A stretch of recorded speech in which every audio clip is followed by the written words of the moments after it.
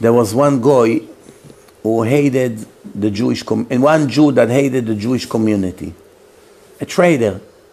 He was very friendly with the Christians, and he was telling them about Jews. He was their informer. So obviously the Jews hated him very much. Everybody knew he's an enemy. And one day he died. And he wrote in his will for Chevrat Kadisha to bury him face down. Usually you bury the dead with the face up, not face down. It's embarrassing to bury them face down to the ground. They came to Rav Moshe Feinstein, Zatzal. He was the rabbi in Russia back then. They said, Rabbi, it's a very unusual request. This Rasha asked us to bury him with the face down. We hate him so much, we want to cut him to pieces. How much problems he made us, this guy. But we don't do anything before we ask Rabbi. What should we do with him? Should we respect his request and bury him face down? Or it's against the halacha, even for a wicked person like him? Rav Moshe Feinstein say, bury him regular, like everyone else, face up. Yes, sir, no question asked. They bury him regular. The next day, KGB came. Opened the grave of this Jew. Why? What happened? The Jew sent us a copy of his will, not of his will, a copy of a letter that he wrote. And he said to us, the Jews are planning revenge against me for being your informer.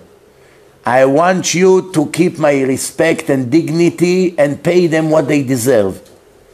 I heard that they're planning to bury me face down. After I will be buried, please open my grave and see that they bury me face down and go and take care of them for me. There was their body. They open up the grave, face up.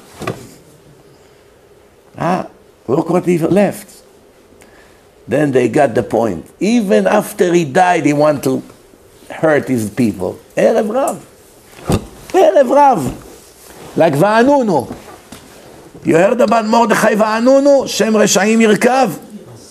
He was working in a nuclear facility in Dimona.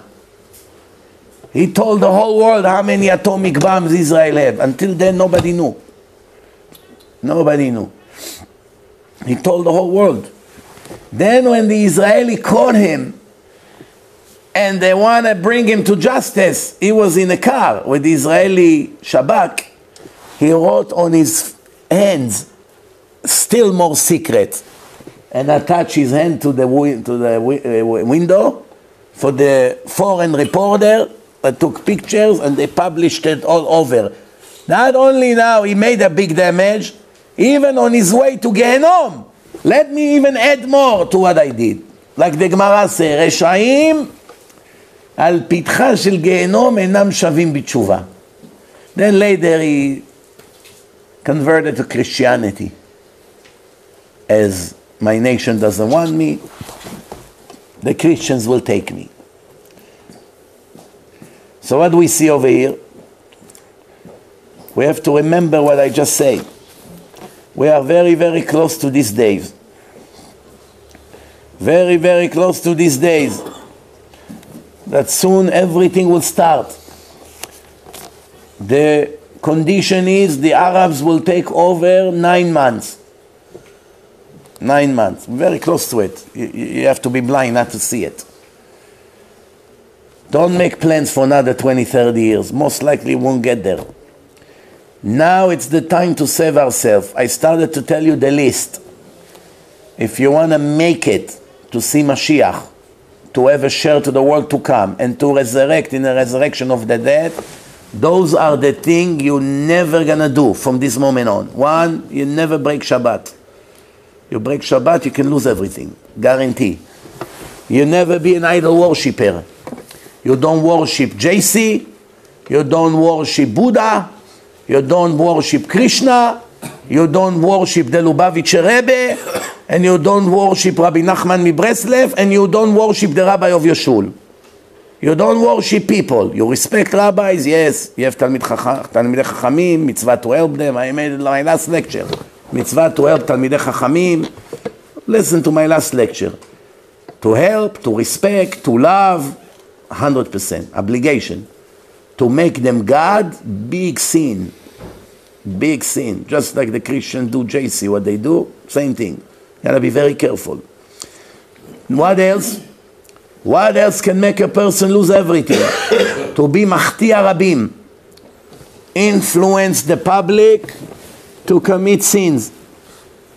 How does it happen? A woman that walks in the street, not modest.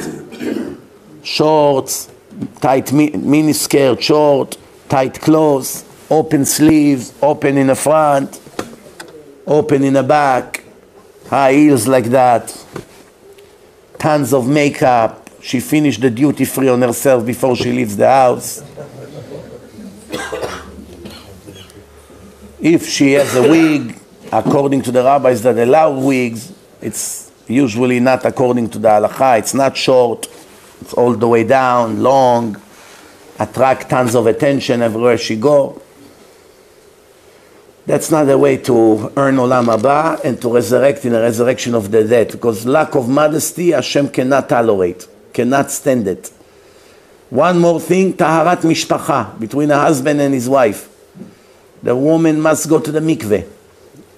After a period finish, she counts 7 clean days, she goes to the mikveh, then she can stay 2.5 weeks with her husband, as much as they want.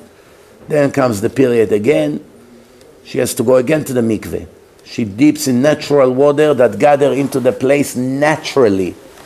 The way the mikveh is built, they have in a roof, the waters gather into a place, and they have a hole between these 2 pools with a separation.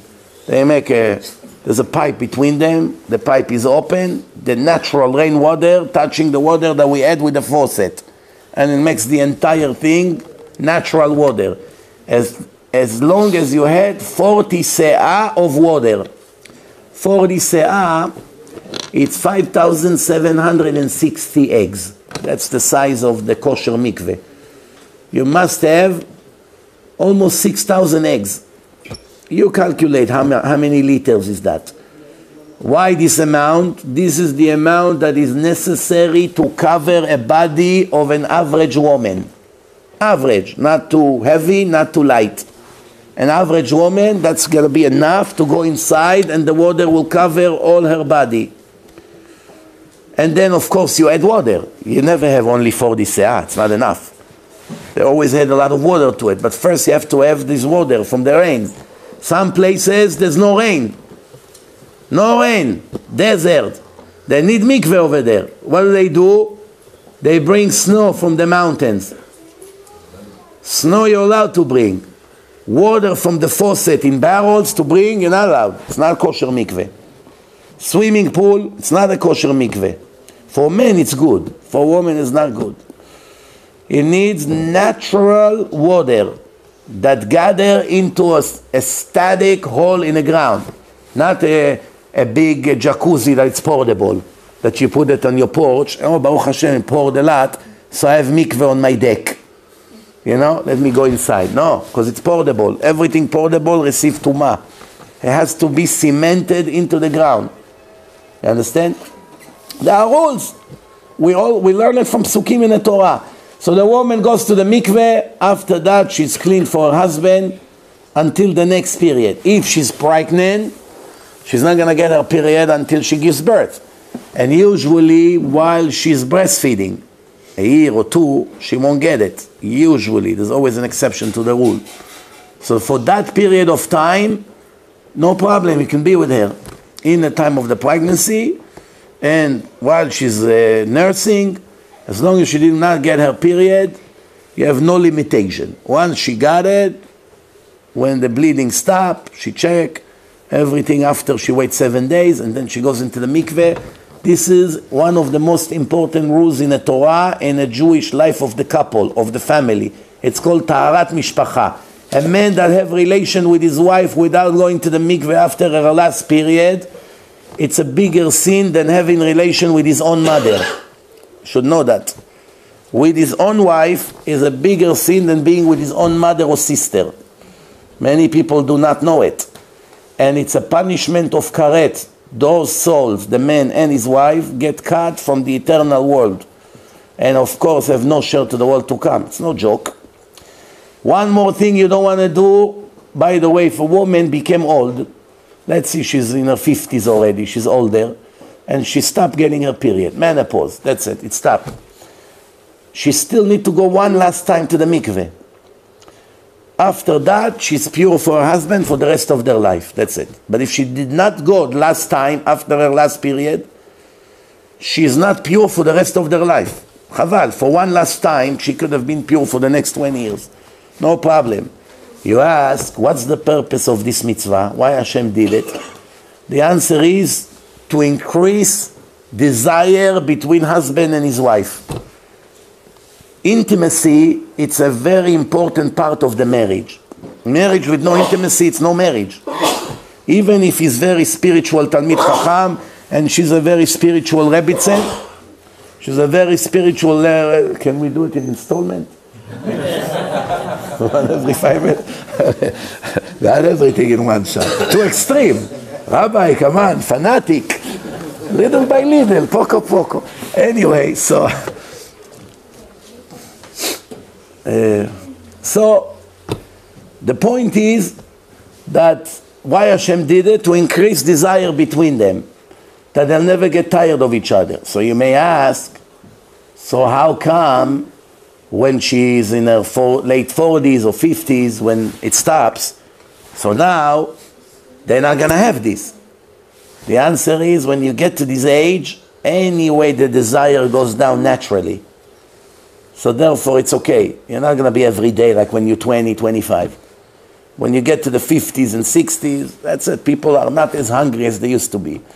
The man and the woman. Therefore it's already natural that they slow down on it. So if you're not too much together, you're not going to get tired of each other. It's like food. You're eating the same food every day, you get tired of it. If you wait a week between, then you always love it the same. But if you eat it every day, you cannot look at it anymore. But when it comes to an older age, it's no problem. Why? Because anyway they would like break from each other from time to time. So you don't need it anymore. So here you go. So that's another one of the restrictions. One more thing, not to eat chametz on Pesach. All 7 days of Pesach, and in America 8 days, not to dare to eat any spaghetti, no bread, no cookies, no beer, no whiskey, no mayonnaise that is mixed with vinegar that makes from wheat. Everything that contains wheat, oat, barley, rye and spelt, 5 kinds of grains, it's chametz. Whether it's pure chametz, whether it's mixed, if you eat it on Pesach, also karet. Also eating on Yom Kippur, very big sin. Person eats on Yom Kippur, drives the car, business as usual by him. He can forget about resurrection of the dead, Mashiach, and Olam Haba. He can forget about it. Murderers. All these things that I say, it's only if a person die without making tshuva. If he repent, and he stopped, and he now fixed his ways, and he is ashamed, and he asked for forgiveness, and he makes confessions every day when he pray, and then Yom Kippur passed few times, then he's good. He fixed his way. But if he died, Mechalel Shabbat, or he died after last time he had Chametz and Pesach without doing tshuva, or he did not live with mikveh with his wife, all these things that I mentioned, this person needs a lot of mercy, a lot, because it's going to suffer a lot also, unfortunately. I have cases of people that died like that, and their kids became religious. Of course, nobody ever say Kaddish on those people. One of them, after 17 years that he was dead, his daughter paid in Ar Yeshiva in Monsey to say Kaddish for him. 17 years he was dead. And after 3 months that they started to say Kaddish for him, he came to her in a dream, Thursday night. She told me the story on Friday, 11 a.m. but it happened to her at night. He came to her in a dream, to his daughter, after 17 years of no communication, and he said to her, don't stop, you're saving me. I've been suffering tremendously. Don't stop. Also, Professor Rubinstein, in one of the seminars, he is the one who invented the word AIDS. He discovered HIV for the first time. He named it AIDS, HIV. Professor Rubinstein from Einstein Hospital in the Bronx. Very big doctor, one of the biggest. He said that when he became religious after he investigated the AIDS virus, he realized it's the divine hand that moves it, and the mutation, how it reacts to the attack. He realized it cannot be nature. He saw the hand of Hashem, and he became religious. Once he became religious, his mother passed away. He said Kaddish on his mother. Then his father came to him in a dream, also after many, many years that he died already. Many years. And he asked him, I'm not your father? You only had a mother? What about me? So he came to the rabbi. He said, Rabbi, well, it died a long, long time ago. All of a sudden he came to me and asked why I only say Kaddish for the mothers. The rabbi say, start saying Kaddish for him now. And you go to shul anyway, say Kaddish for him. And his father, next time he came, in the first time he was all black. Next time he came half black, half white. And he said to him, you already helped me a lot, but don't stop. And there's hundreds of cases like this. Hundreds over the years I heard from people that dead people come to them in a dream. Rabbi Grossman, that we mentioned him before, his brother passed away 3 weeks ago. And after a few nights, when they're sitting Shiva, his brother came to one person in a dream and said, do me a favor, I owe this guy 100 shekel. $27. Nothing. Because of that, I cannot enter my place in heaven. Make sure, please, he gets it. So he called up Rabbi Grossman to tell him about the dream he had about his brother. Rabbi Grossman called that person and he said to him, did my brother owe you 100 shekel? So he said to him, yes, but I already told him he doesn't have to pay. I gave up on it. So he said, very strange, because apparently he caused him a problem. They hang up. They didn't know what to do. A few minutes later, the guy called again. So, oh, wait a minute, my wife just reminded me. There was another 100 shekel, a different one, that he owed me, he probably forgot to give me. Right away, send him the money. Life is not a picnic, Rabotai. You think you're going to steal and you're going to do whatever you want and you get away with that? Here you can get away with that, yes. When Hashem wants you to get away with that, because He prepared for you a much bigger punishment later on, He lets you get away with that. Hashem helped all the Nazis to get away with punishment. Almost all of them got away. Even Hitler, they're not sure if he really committed suicide. There are so many testimonies that he actually escaped and he lived somewhere with a custom. The only one that got caught and got killed is Eichmann. Mengele escaped, the Maniuk escaped, many of them escaped. Some of them got caught, they killed them in a Nuremberg trial. Nuremberg, 10 of them. One of them committed suicide. But there are thousands of generals who are killing Jews every day with their hands. Many of them escaped to Brazil, to Argentina, got fake IDs, they had a lot of money, they live in all kinds of mansions with security.